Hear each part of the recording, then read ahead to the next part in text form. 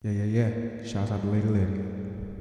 Now, oh, now I know. There she go. Pay up. 3, 2, 1, and we are live. Hello. Hello. Episode 3 Episode 3. of the Moeahu Flavell podcast. I didn't even pronounce my name wrong. And here with me tonight is Simone. Surprise. Welcome, my beautiful partner. So lovely to be with you, darling. Lovely to share the space with you and open the floor up for another podcast. We've got our cacao, we've got candles, we've got water, we've got a beautiful evening of open space and lots of sharing to do. Ai, he nui aroha in this whare itipone.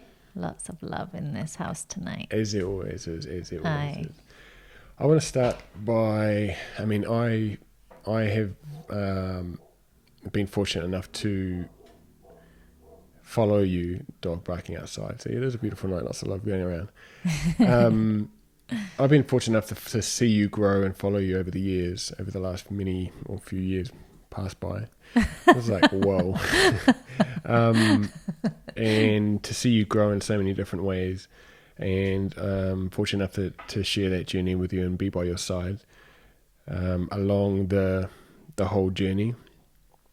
And yeah, been very proud to have been in that position, and to see you come such a long way, and to continue to grow and to evolve and to be better, and to really work hard on yourself every single day. It brings so proud, and it brings me so much joy. And so just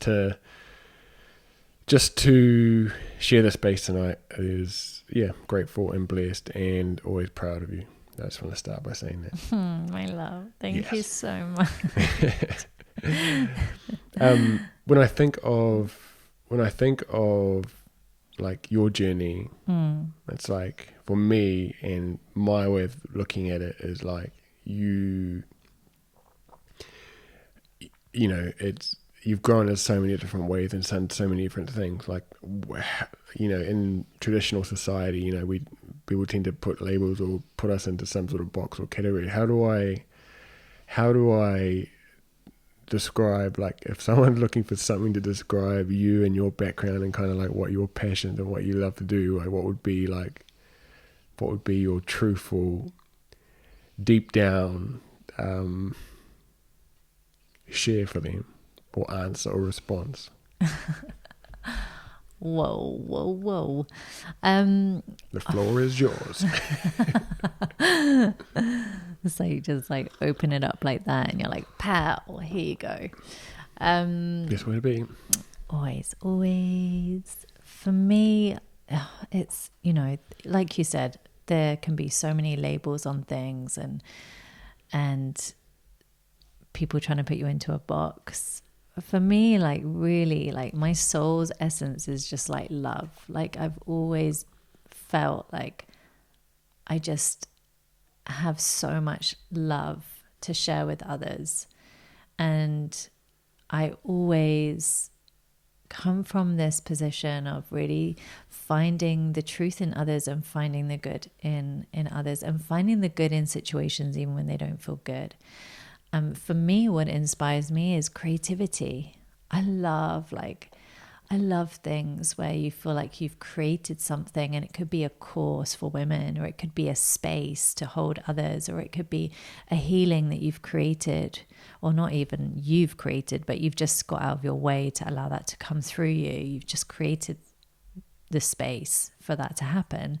Or whether it's creating art or it's creating, I feel like that's what really lights me up. Yeah, the reason I start with that sort of question is because, yoga, you've done your yoga, you've done personal training, you've done like lots of work with women, with people in general. You've done your ayahuasca, you've done your own internal work, lots of different stuff. Like, in so many different modems, you know. Yeah. And so, yeah, when I think of like one, just for our listeners to kind of get an idea of sort of where you are, is, what do you like? How do we bring? Are they things that we bring together, or are they sort of things that how do we put that into some sort of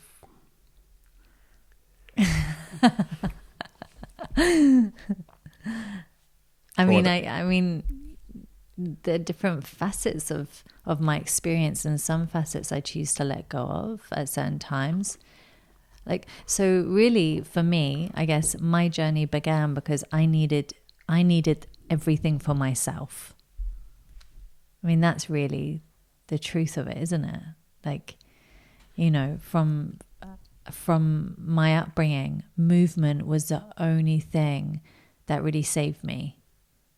Just to move the energy out of my body. And I didn't know I was doing that when I was 8 and I wanted to go for a run. But that's what I was doing. I was trying to move energy and frustration out of myself. So everything plays a part in different elements of where I'm at in my journey. Whether that, you know, and then it started to go into wanting to be creative with building. I've always had this passion for really empowering women and really wanting them to see just how beautiful and perfect and whole they already are without changing a thing about themselves. And, you know, so that began me on my makeup journey. You're young and you think, well, if I could just change the way a woman feels about herself for a little bit, for a night, to fully express herself in all of her wonder, then I want to do that. And so that's the makeup road. And then you're like, oh wait, but they washed that off at the end of the night. Okay, here comes the movement and personal training movement. And then, okay, well, the body is only really our flesh suit. And actually I want to help them in a much deeper level. And then here comes NLP and hypnosis and Reiki and EFT and all the things, and ayahuasca, and integrating those learnings. So I just feel like it's really gone from like the artificial, the superficial, to like, okay, I want to go straight to the root. And going for more of sort of a holistic, external, internal, looking at the whole person as a whole rather than, and it sort of sounds like, well, I know, but definitely like a sort of a natural progression from that's built out from one place and sort of built out as you sort of progress on your own journey, right? Yeah. You talked about movement, so movement has sort of been a big part of your life, and what sort of what impact has that had on your life and your journey? Massive. I don't know where I would be without movement, and I really mean that. Like I grew up not in the most healthiest atmosphere, was very unsettled. I felt very unsafe and I felt very angry, and I had no way, and very scared at the same time. And I had no way of actually expressing myself. That space was never there for me to actually share how I felt. And so movement for me was a way of me getting the frustration out, moving the anger, grounding back into my body and back into myself. So like I said, you know, as long as I can remember, I was doing sit-ups, I don't know, like age 6 or 7, wanting to run when I was 7, 8. I remember my grandma used to drive along the side of the road with me. When I could spend time with her, she would support me in that, and that was so lovely. And I don't know where I'd be without movement, because that was my way of really expressing myself. And on the other side, it's been a real interesting journey with seeing how my ways of moving have been a reflection of where I'm at in my journey. So for example, in my younger years, it was all about getting so strong and being so ripped and so lean because I didn't want anyone to come near me. It was like, I want to look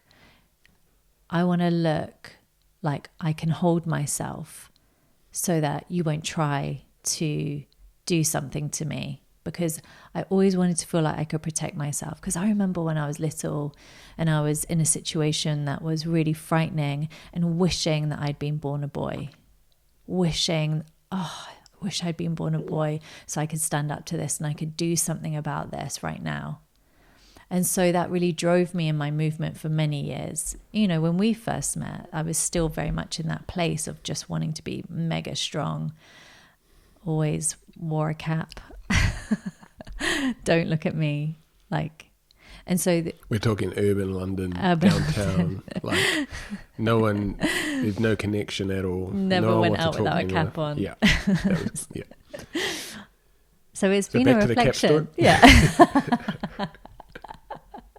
New Zealand, the cap came off. Yeah, seriously, it was like, yeah, no, not open. I mean, so I'm thinking like, yes, you're like this multi-dimensional being with all these different experiences and skills. What would be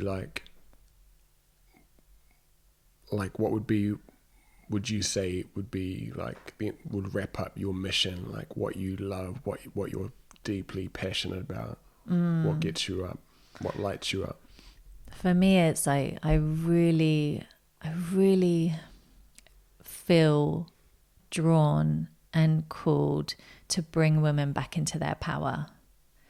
To bring them back into their power, not in a masculine way, but deeply rooted in their feminine, unified with their masculine.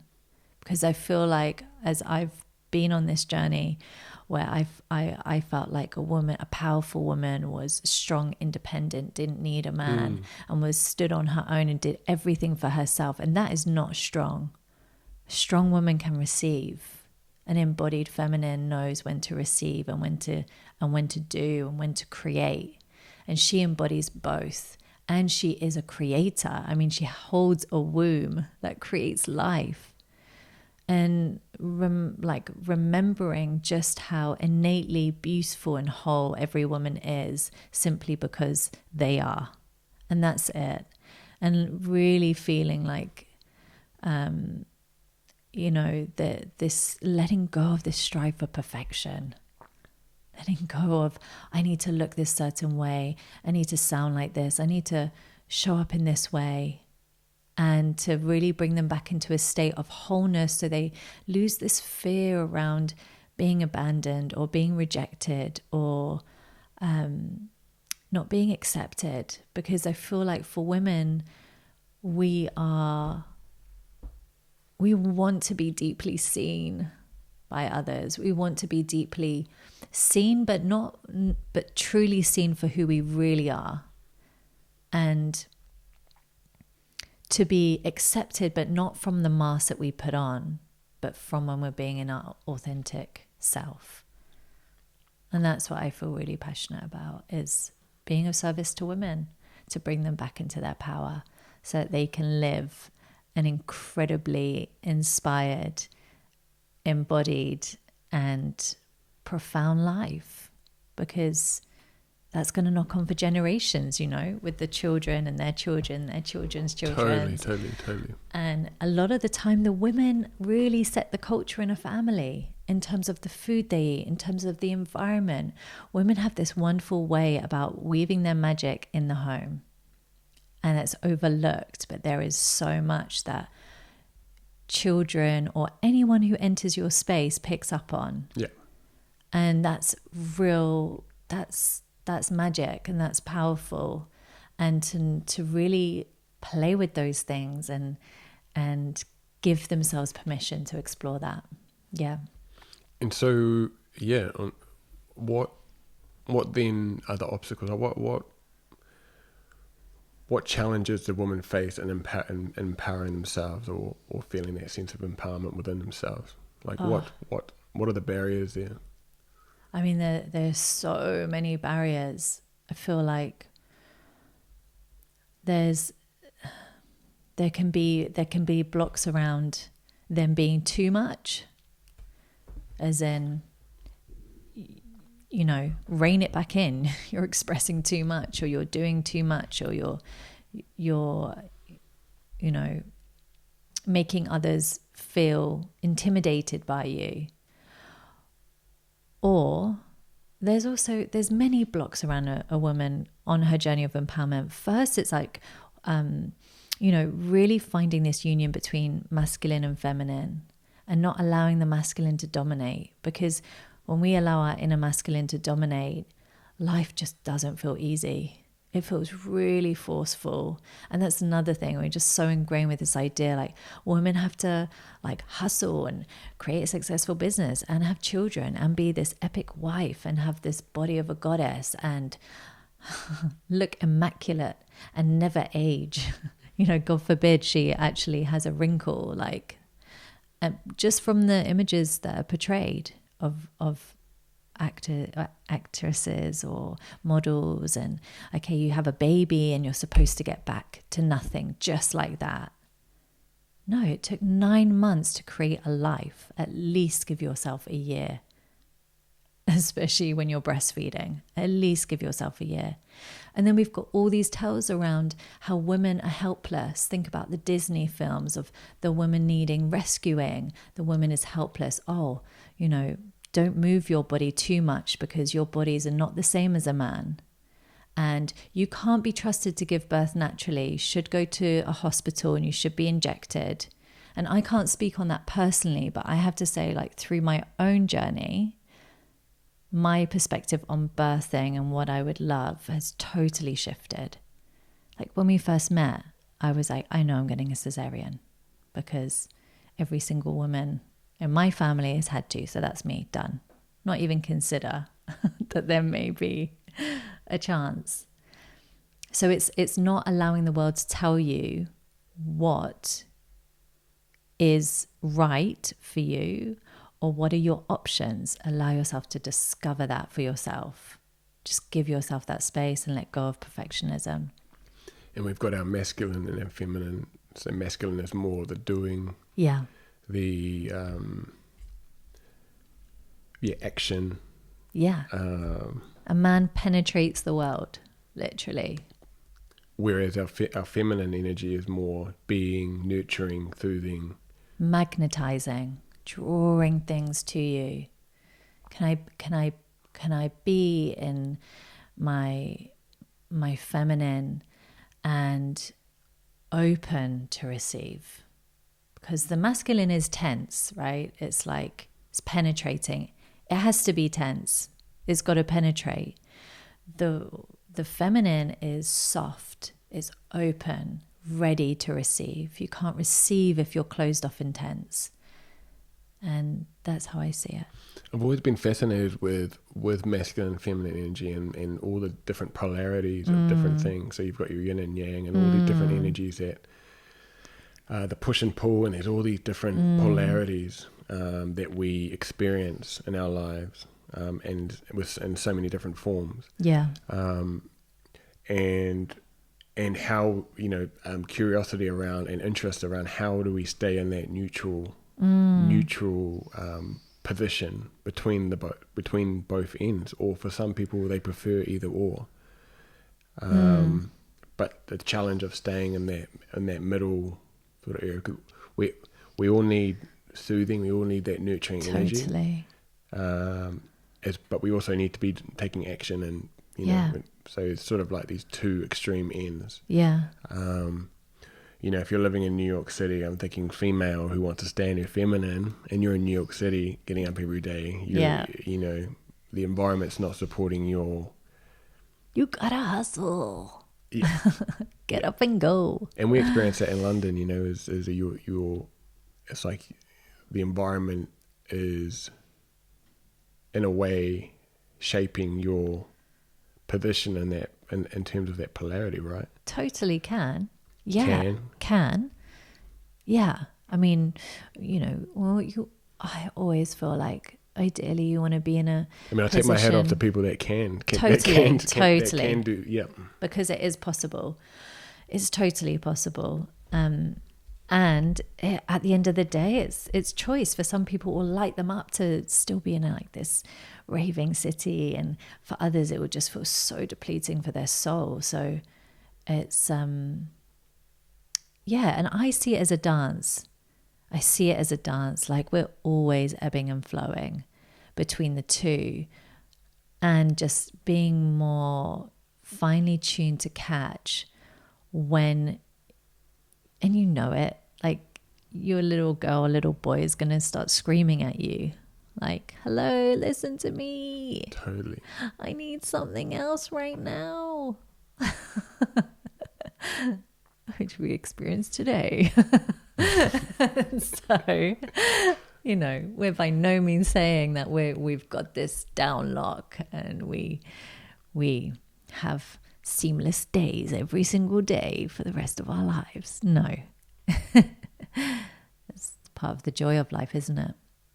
I can definitely relate to that, you know, definitely in my own journey in terms of being brought up in a very masculine upbringing of and typical of society in ways, you know, of being strong and being brought up in these very strong valued masculine traits and experiences and around very masculine people, and then going through transitioning into adulthood and that was a really interesting opener for me in my life is first of all discovering the feminine. And when was that for you? Like, I'm curious, like, when did you even start to have this awareness around the feminine energy?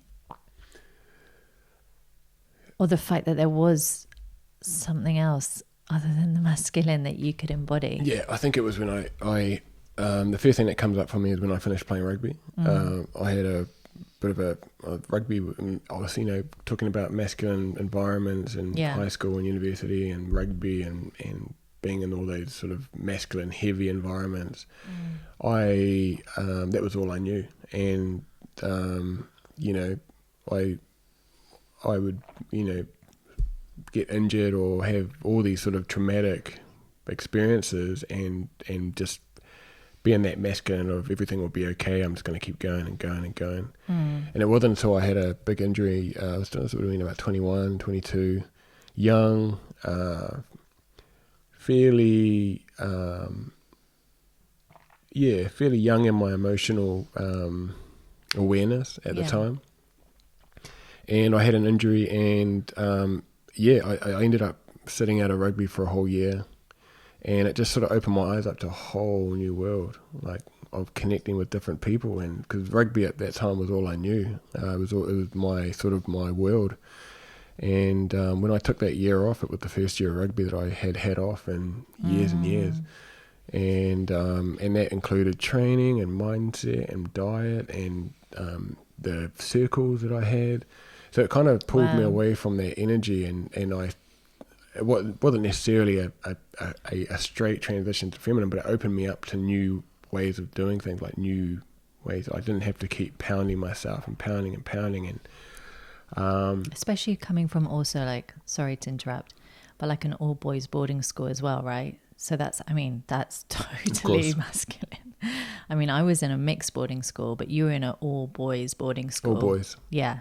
Yeah. So I can imagine, like having a year off and being like, oh my God. Totally. And it did, man. It opened my eyes up to so much that I didn't realize I was missing out on. But it wasn't really missing out, but I had, you know, there was so much more out there beyond the world that I had created for myself. Yeah. The second time was I started to have lots of little niggles and injuries, and particularly like dealing with stress, and all I had, and all I ever had was sort of this on button. Like my foot was on the accelerator all the time, and I couldn't figure out. I didn't even a few years after I sort of stopped playing competitive rugby, that's all I knew was the accelerator, and particularly like, but just before I moved to London and did a bit more travel all over the world,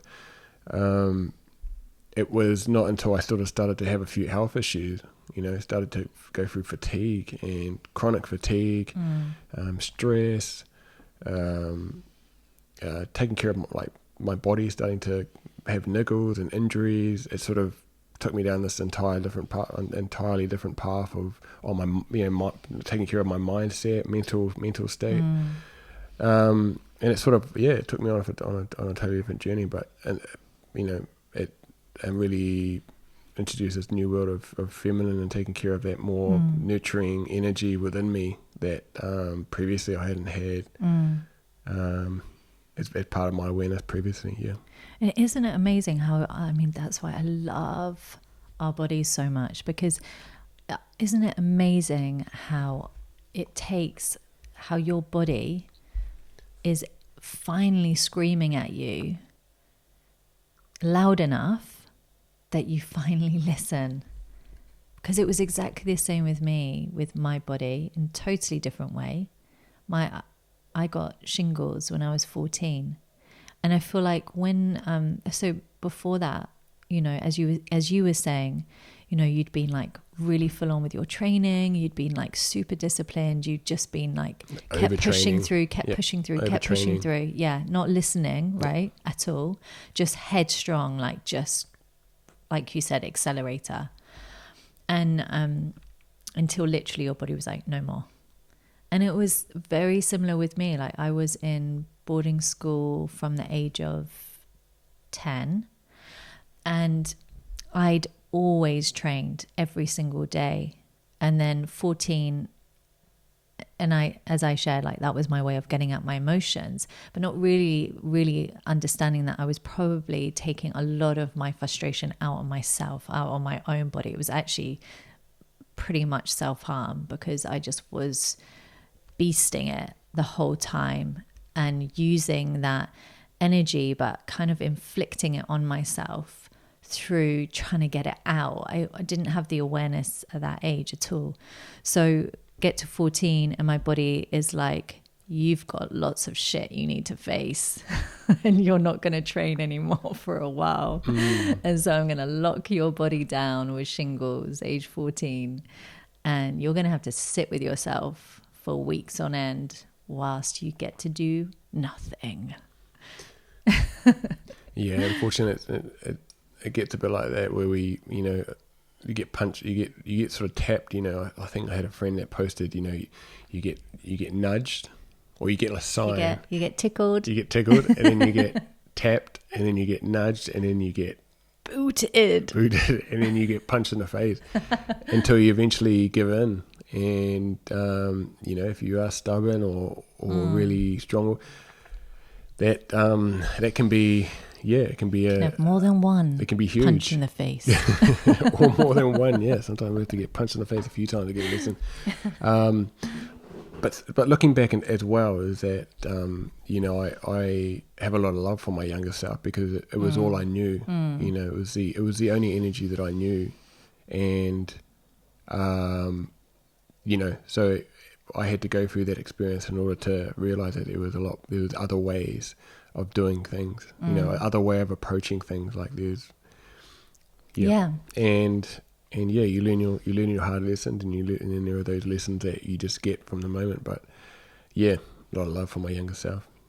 And did you feel like when that year was, like, when you had this year off, did you just go like fully the other way? Like, sometimes when we are in extremes, we talk about the pendulum swinging, and if you are all the way over this way, then by the time you let it drop, it's going to swing all the way the other way. Or did you kind of find a little medium spot? Yeah, I think it was tough. Because of that,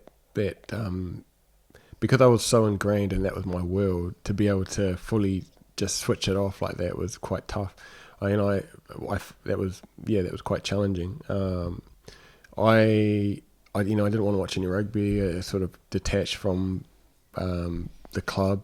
I think I was captaining pre-season going into that. I'd just come back from a trip from a tour overseas, and I ended up almost taking a year and a half off to recover from all these injuries, and So yeah, I had to sort of, there was a lot going on in terms of making that transition. It was very tough.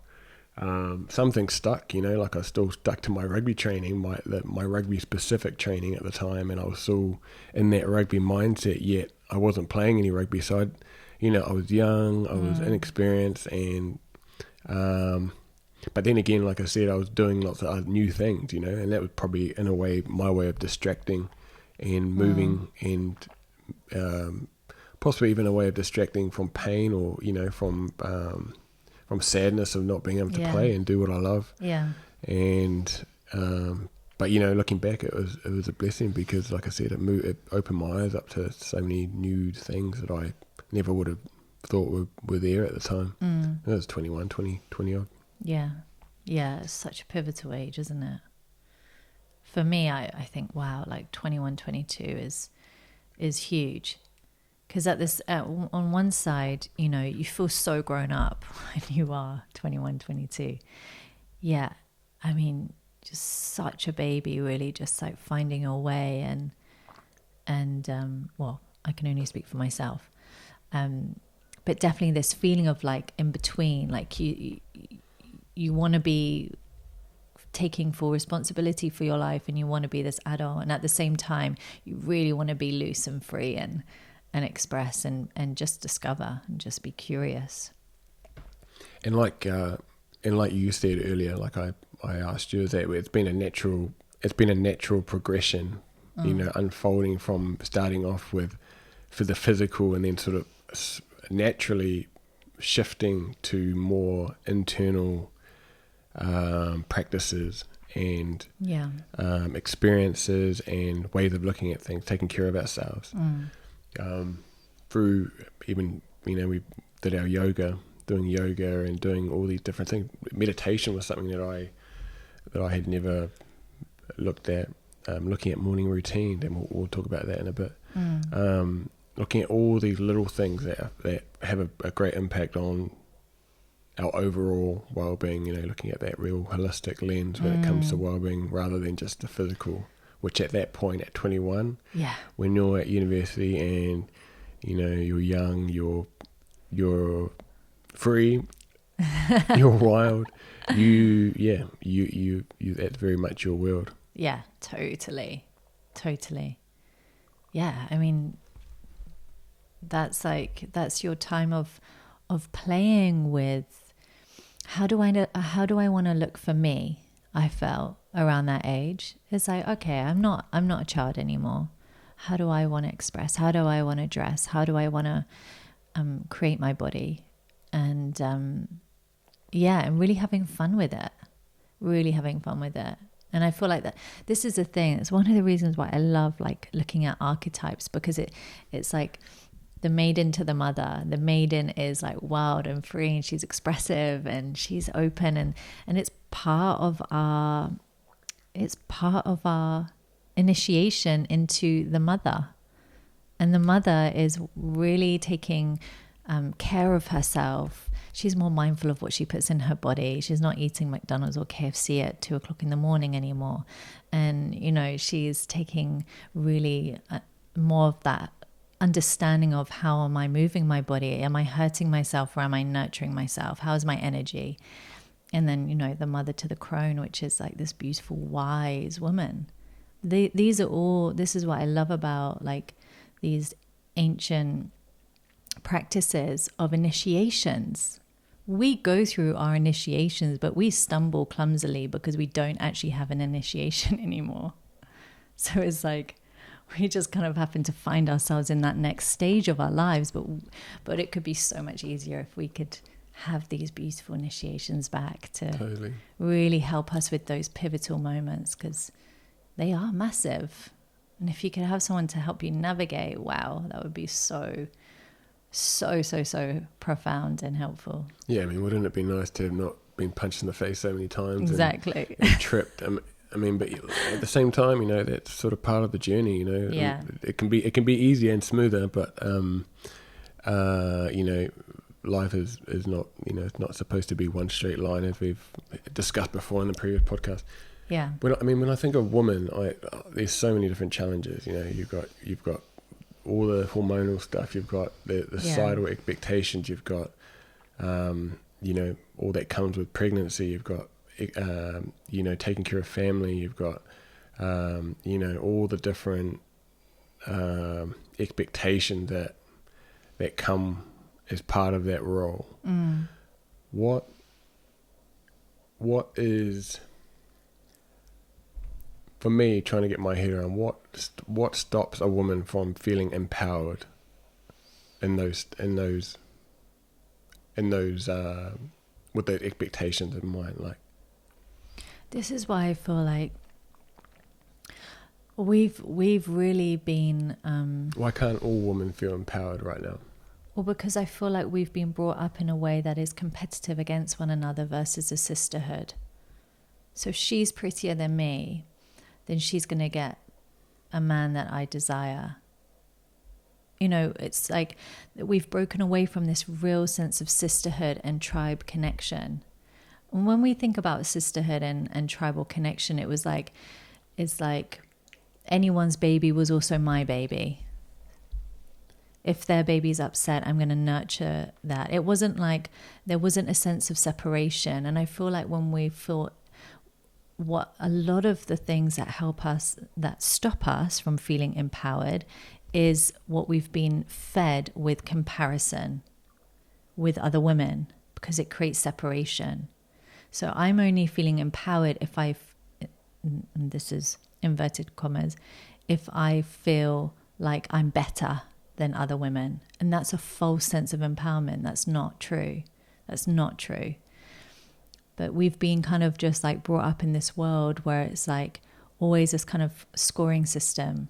Who am I prettier than? Who am I not prettier than? And how this determines how I feel about myself.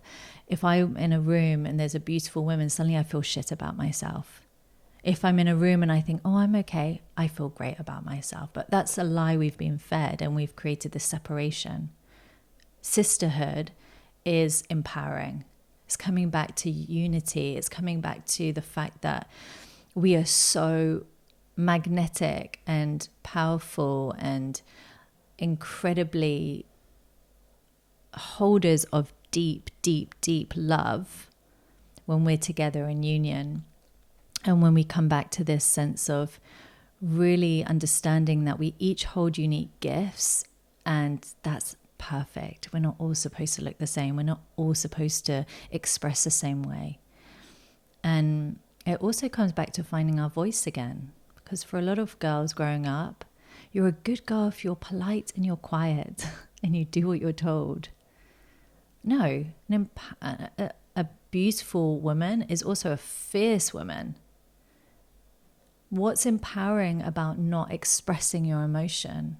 There is nothing. But we're showing that a good woman or a strong woman bottles everything in. She just holds this staunch face. That's a strong woman. Hell no, not in my book. In my book, a woman who's empowered can be with all aspects of herself, can be with all emotions, and can hold the space for herself for it all to be okay. And when a woman can do that, she opens up the door to also allow that of her partner. She can then be with everything in his world, and she can allow a space for him to feel safe, to soften into himself and to come back into his heart space. If I can't face my emotions, you can't face yours, or you don't feel safe to, because I'm not available to you, because I'm not available to myself. And so, there's so many different aspects to this. Whoa. Yeah, I can certainly relate from a male perspective. There's sort of societal expectations that really work against, I feel, uniqueness and standing in your own power and excelling, really stepping into your own powerful uniqueness, complete power, and that can be quite heavy sometimes. Is that pull from society to look a certain way, to do things, Totally. to fit in line, and to present yourself in a way that is acceptable and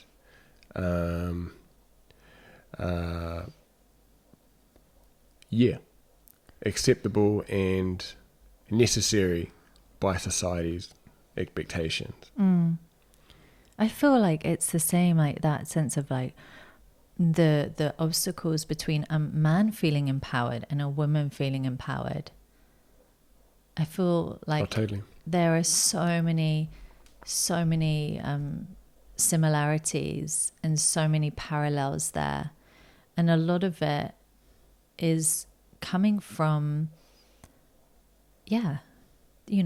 always from a young age being told how to behave, how you get a good score, how you don't, how you get rewarded, how you get punished. It's like the uniqueness is kind of battered out of you by the time you're very young. Almost like a low frequency vibration, that is underpinning those expectations.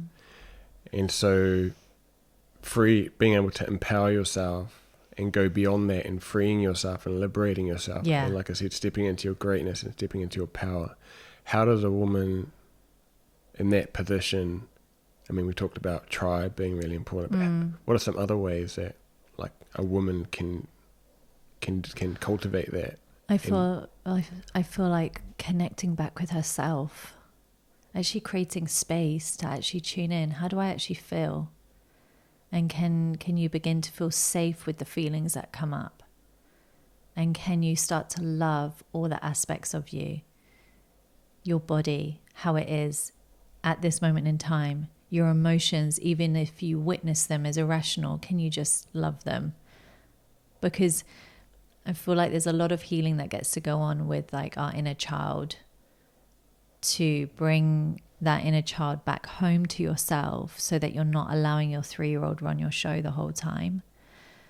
And at the same time, really tuning in, and stillness and solitude are so powerful. And that's the thing, is a lot of women don't have any sense of a smidgen of solitude to actually even sit with that, of what does my soul really crave. But you're always given signs, like you're always given signs, like, and when you feel lit up, what energizes you, do more of that. What feels fulfilling for you, do more of that. And really saying yes more to yourself, because I feel like as women, we're definitely brought up being people pleasers and saying no to ourselves and yes to everyone else, because you've got to put the family first, and a good girl just kind of stays in the background and is unseen and unheard. And I feel like saying yes a lot more to yourself, giving yourself that permission slip. Yeah, definitely. Along in my experience, even with clients and people that I've met, is a big conversation has been how is this feeling of depletion and being run down. And we just talked about chronic fatigue and stress and all that sort of stuff, and this sort of this idea of how do I keep my own cup full. Yeah. And that's a big sort of a great reminder sometimes is looking at the cup in a way that it doesn't need to, like, we can continually keep topping that cup up, like sort of like it's this flow of energy that's going out. Yeah. And then we need to, it's this idea of giving back to ourselves to keep topping our cup up. Yeah. And I sort of feel like in ways that it's sort of looked down upon for your cup to be too full, Yeah, it triggers the shit out of people. Why are you so happy? Yeah, and I've seen it in people that this idea of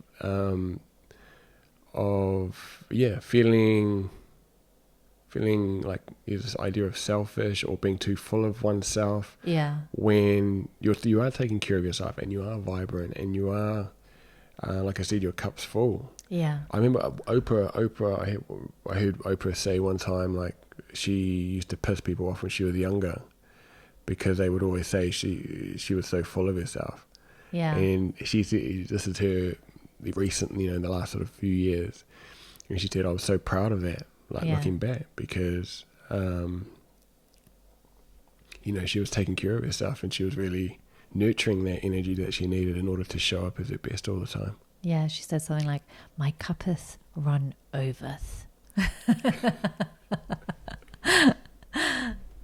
My cuppeth overflow with a sense of self-love. And I think it's awesome if you can shift your perspective to see something that we perceive as as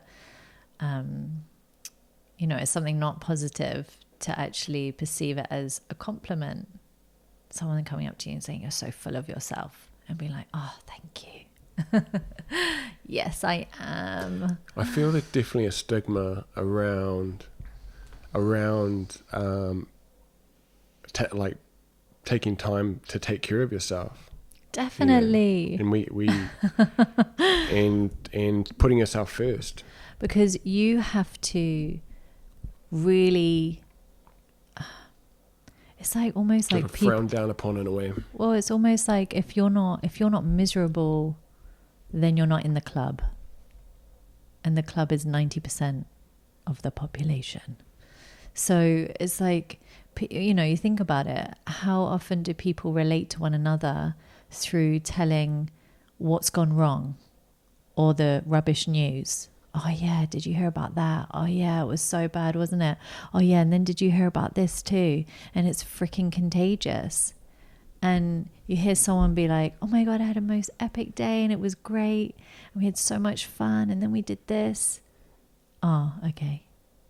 Like people don't want to relate to that energy because it makes them feel insecure. Brings out a lot of people's insecurities. Am I worthy to be happy? Am I worthy to live a life that I feel so fulfilled by? That's what it comes down to. Do you feel worthy to receive that? Do you feel worthy to experience that? And if you don't, then when you hear it in other people, it's going to trigger you. Feel uncomfortable. Or you just, the inner judge will come out and just judge you and why you're not experiencing that. Yeah. I mean, it only makes sense when you look at that metaphor or that idea that, you don't have to completely empty the cup in order to go through that process of restoration and filling back up. There are other ways outside of that, and that's you can manage, you can manage that. Yeah. You can manage yourself through taking care of yourself, through self-love, through replenishment and doing things that you love and taking care of yourself and prioritizing, making space for yourself. Yeah. And, it's not even about yourself in some ways. It might be taking care of others that fills your cup, but it's doing those things, taking that time to prioritize those things. And, like we've said, like I've shared earlier, not getting to that point where your cup is empty, where you've been punched, where you've been punched in the face. You go through chronic fatigue, or you go through some sort of massive wake up call in order to change that perspective and look at things differently. Initiate that change. Yeah, it's like, how can we learn to listen to the smaller signs so that we don't get to the punch before we actually do something about it? Definitely feel like when we think about skillful living, that would be one. Skillful living, rule 1, don't let your cup be empty. Don't allow the punch to come. Like, anticipate. Be a little bit more connected so you can pivot with grace. And that takes a lot of work. Hell to get to yeah. that point, like it's understanding self, understanding what your needs are, and understanding what lights you up, what fills you up, building self-awareness. It takes a lot of practice, it takes a lot of dedication, but ultimately it pays off. And you really receive the fruits of your labor. Yeah. In time. Yeah. And, you know, But it's an enjoyable it doesn't have to be a serious process as well. It's an enjoyable process of learning about self-discovery. it's so much fun because it brings you back into the beginner's mind. It brings you back into curiosity. Like, I remember when I first started like diving into it, and one of the questions was, what would feel, I can't remember. It was something like, what would feel like it would be really, it would feel so joyful. It would bring you so much happiness. What feels playful for you? And I remember being at such a point where I was like, I totally lost any sense of connection to what happiness or playfulness or joyful even felt like for me. So it was like I had no clue how to answer that question.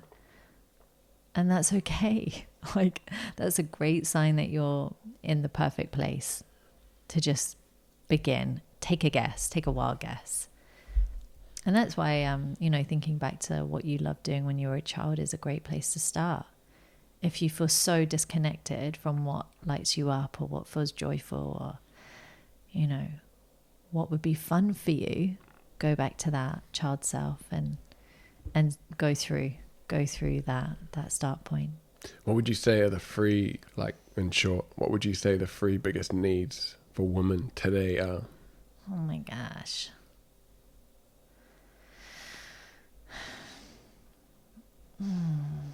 On that topic of woman empowerment, strength.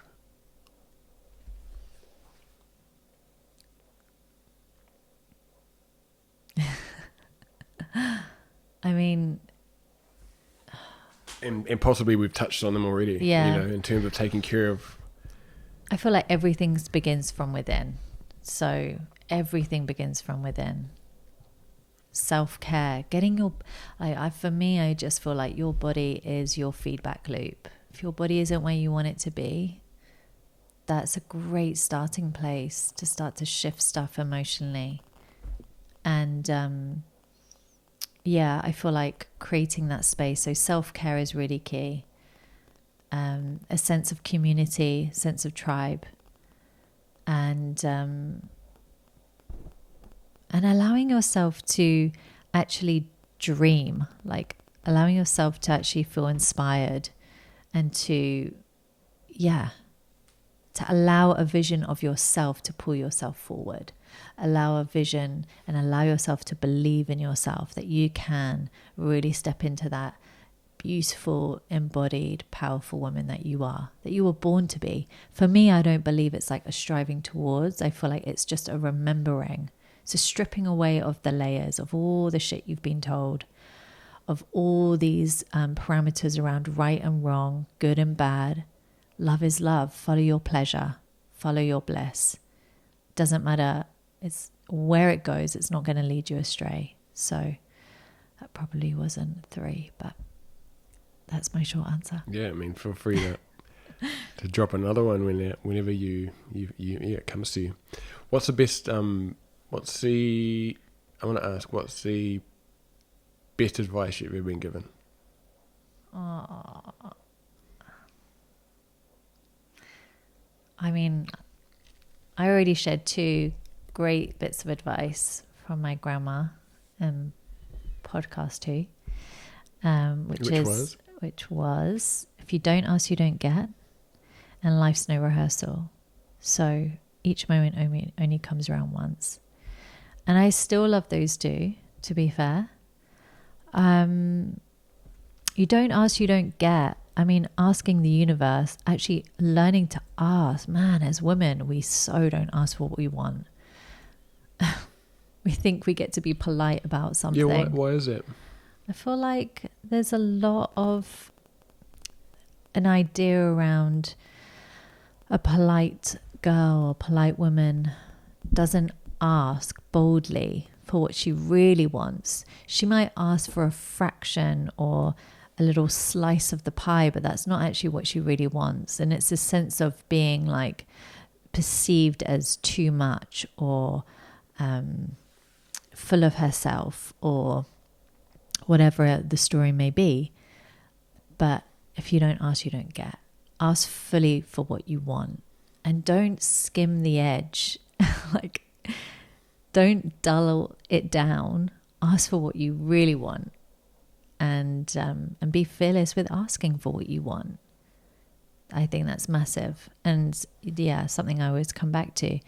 And life's no rehearsal. So really, really be brave when opportunities present themselves. Go for it. Don't think it's going to come around again. Like, every boat is just coming through once. So if something lights you up, take the jump. Because my grandparents always had the most epic stories. And I want to be this old, wise woman with insane stories to tell her great grandchildren one day. So that's mine. What about you, darling? What would you say is your, like, some of your pieces of advice, your pieces of wisdom that you really keep coming back to? Yeah, definitely the asking is a big one, which is something that has definitely only become a part of my journey in the last sort of, since London, probably in the last sort of 7 or 8 years, since I started this sort of discovery journey of going deeper, at least. Yeah, funny that my father, when I was younger, he always said, one of the best pieces of advice he ever gave me was, take care of your own home before telling others how to do this, how to take care of theirs. And so it's always that's something that always comes up for me in terms of advice, because it makes me think, am I taking care? It's taking on that responsibility of making sure that all my, that I'm walking the talk. Yeah. And I'm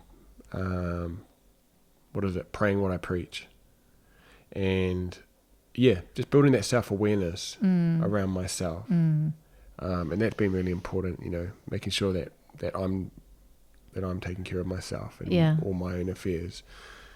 Another piece of advice is, I heard this recently, is if you don't know, stay as you are. Love that. So stay. If you can't make a decision, or you're not sure, then stay as you are. Yeah. And lastly, this is a great one as well. There's so many. I know. Another advice. This was from Maya Angelou, and she said, "Do the best you can until you know better, and when you know better, do better." I love that. And that's a really, it really resonated with me. What I love about that is it takes away this desire for everything to be perfect. It's like, just be compassionate with yourself.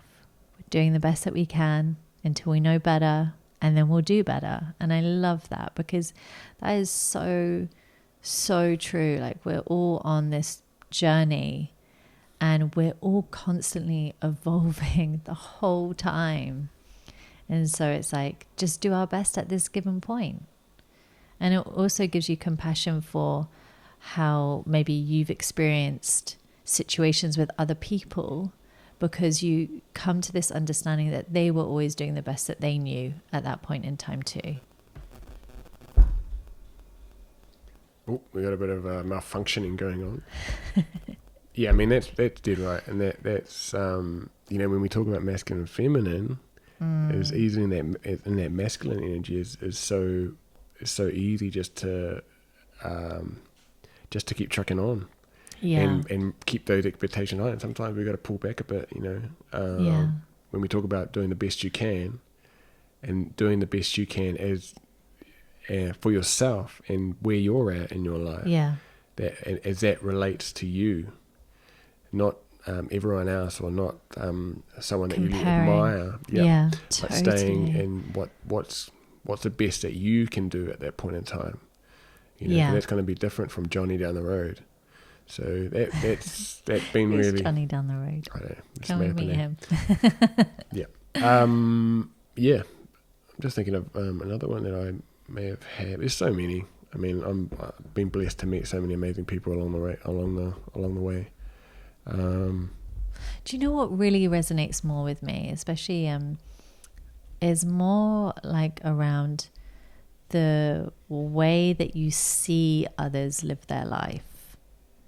So it's like when you're growing up and whoever's taking care of you, like what inspires you by watching the way that they live their life. So they may not always like imbue on you like this amazing teaching or lesson in words, but you pick up on everything that they do. And that can inspire so much in you, right? It's like the way that we see others live their life can just really imprint on us like, wow, like that's amazing. And I feel like that's what's so beautiful is that, especially if you're around people who may not necessarily be the most vocal or be the most elaborate with words, but you can just pick up on really beautiful gifts that they pass down to you just simply by the way that they live. And that's really powerful. Yeah, what gets me about that, or not doesn't get me, but when I think of that, and people that have gone on to succeed, and you're comparing, or making a distinction between someone who is middle class in some country and then you've got, I don't know, The Rock, Dwayne Johnson. Really, there's not that much of a gap between that person and Dwayne Johnson. However, Dwayne Johnson has done something, he's found something that he's amazing at, that utilizes his skills, his passion, his drive, and he's just gone full dedication and full commitment, and he's just kept that going and going and going, and that's built over time, and that's sort of the difference. But that's the beauty of commitment. That is one of the powers of commitment, and this is also the feminine and masculine. The feminine is scared to commit. She likes to flow. She likes everything to be open. She doesn't want to be held down, especially the maiden, I just want to be free.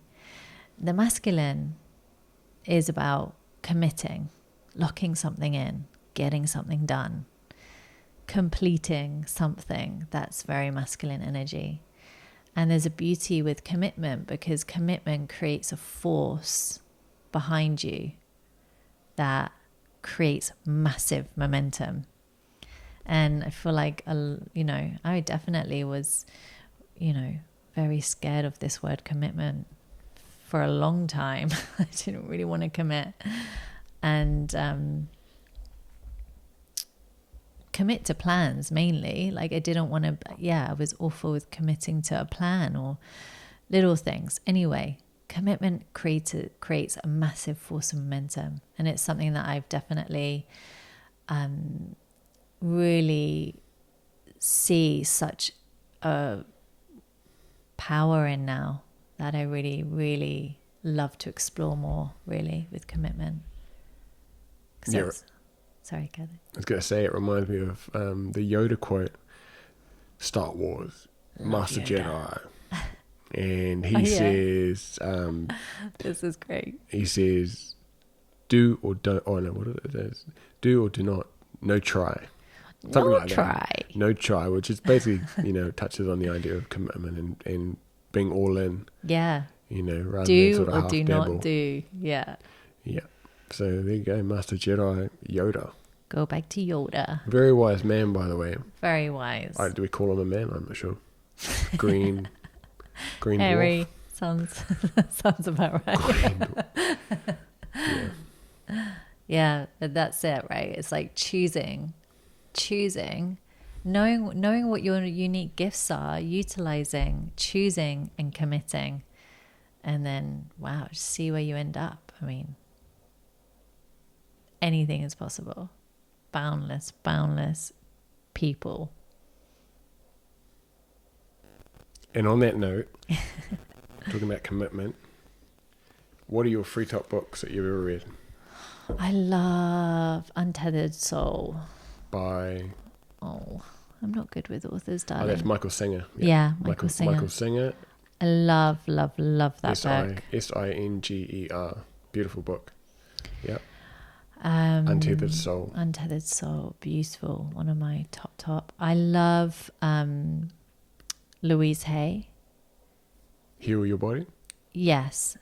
And because at the back, what is beautiful, she's got a whole A to Z on physical symptoms and what they can relate to emotionally. That's powerful. Love that. Even just for that A to Z.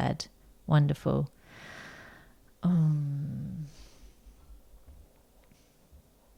I love a book by Yakov, which is, I'm going to get this mixed up.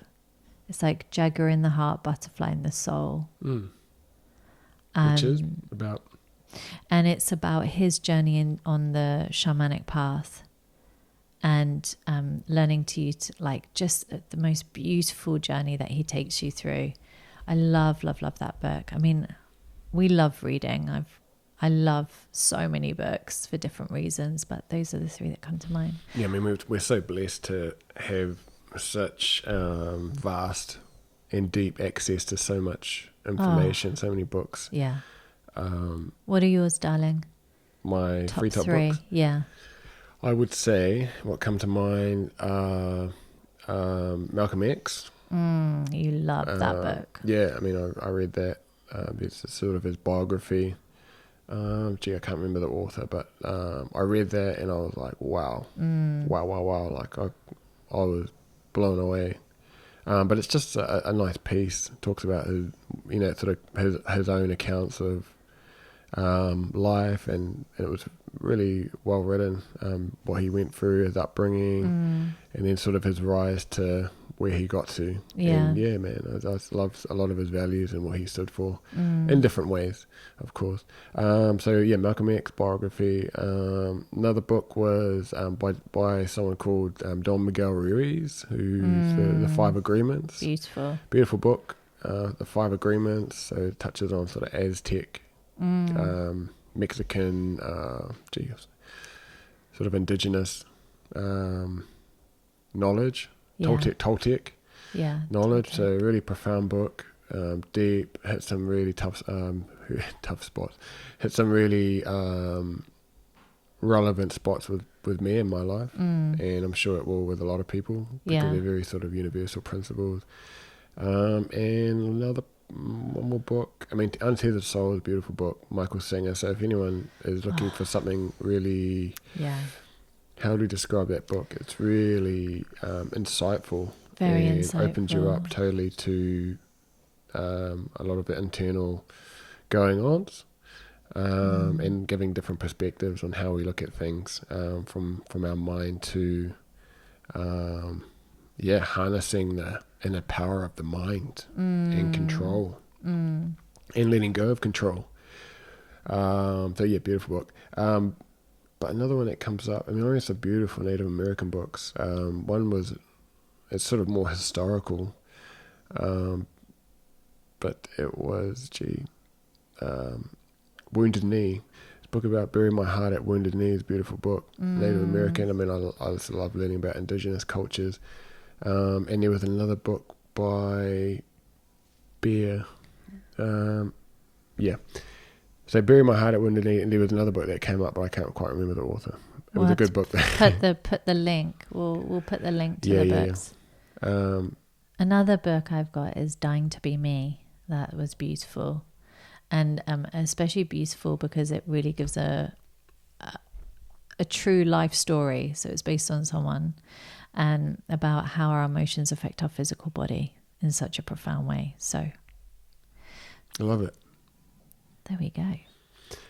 All right. So next question. All these questions coming at you is, if you could go back to your younger self and give one piece of advice or say anything, share anything with your younger self, what would it be? Be wild. Would have encouraged myself to enjoy myself and given myself the permission to enjoy myself so much more. I feel like when I was younger, I was so serious, and I think I've shared this with you. I feel like the older I'm getting, the younger I'm becoming, because, as I've shared before, like very rigid, very controlling on myself, very hard on myself. and didn't allow for much enjoyment in my younger years, because I just was, we get domesticated, we put that on ourselves, and we really restrict. Like, I would have been like, be wild, be free, go explore, have more fun. How about you? What would I say to my younger self? Yeah. I would go back to my younger self, and I would put my arm around his shoulder, and I would say, everything's going to be good. Yeah. Everything's going to be all good. Stay calm, relax, and enjoy. Yeah. And enjoy. Yeah. Love that. That would have made my younger self very happy. Yeah. Biggest failure. What is your biggest failure, and what did you learn from it? What's the biggest lesson that you learned from it? What's your biggest lesson? Yeah, I don't really see anything. I don't know failure. about failure. Yeah, I don't know. Let's cut that word out. Let's cut the word out. Biggest lesson is your body holds score. You may think you're over something, or you may think you're all good, but your body holds score. So really tune into your body. And and that's just from my own journey with my own health, really. So I mean, there's many, but that one just comes to mind now. And for you, my love? My biggest lesson? Yeah. No, well, yeah, I mean, we touched on a lot of it in this, and that's to, is around taking care, looking at the long-term picture. Yes. The long term, and not just being in the present, and in particular with taking care of my health. Yeah. Taking care of myself, and all the little decisions that build up and that we make on a daily basis, and how that impacts not just our short term but our long term as well. Yeah. So definitely that wider scope of perspective, and just looking at things in a wider, with a wider lens. Yeah, massively. Rather than sort of running head first into something. Being patient. Which, like I said earlier, was sort of the thing with my younger self, is running full force or something. I mean, it's and I'm sure a lot of males can relate to this. You think you're bulletproof, and you think you can. I remember going overseas for the first time and thinking I was very confident I could take on the world, or that better way of putting it, bulletproof. Yeah. So definitely, like I said, opening up and think from a different perspective. Yeah. Love it. Yeah. Love it. Do you feel complete? I do. I'm just thinking. I was going to ask. What are the world full of empowered women look like? Oh my gosh! Like heaven. What is the world? I feel like a world filled with empowered women is also a world filled with incredibly divine men. It's like the two go together. It's like what's really important for me in everything I share is also bringing it back to this union, like unity between the empowered woman. Doesn't stand on her own. She's also got beautiful divine men around her as well, to hold her when she needs to be held, and to support her when she needs that support, and to be the container so that she can be wild and free as well. And so I really see it as a two-way. But if we've got a world full of empowered women, we've got a world filled with incredible men as well, fully embodied with their wholeness of the feminine energy and the masculine energy as well. So I see it twofold. But I mean, wow, it would just be such a conscious world filled with so much unconditional love. It would be a world of unity. It would be a world of truth and trust. And to have this space where everything can be held, no matter what. And where we can dissolve these separations around good and bad, and good and evil, and right and wrong, and just unify and stop separation, really. That's how I see it. And there we have it. There we have it. What a great way to wrap it up.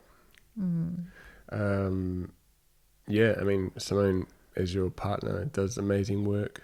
You do amazing work with women. You're very proud. You're very loving.